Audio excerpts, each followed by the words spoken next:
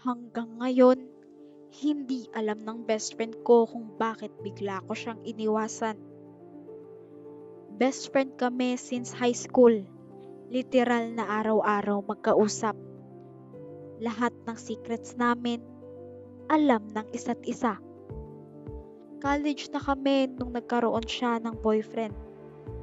Masaya ako para sa kanya. Pero one night, nag-message sa akin yung boyfriend niya. Akala ko magtatanong lang tungkol sa surprise para sa best friend ko. Pero iba yung sinabi niya. Sabi niya, pwede ba kitang makausap privately? Huwag mong sasabihin sa girlfriend ko. Nagtaka ako.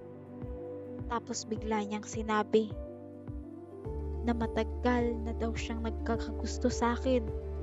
Even before sila naging official. Akala ko nagjo-joke lang.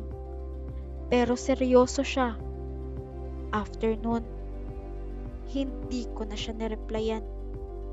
At dahan-dahan ko na rin iniwasan yung best friend ko. Hindi ko na sinabi kung bakit.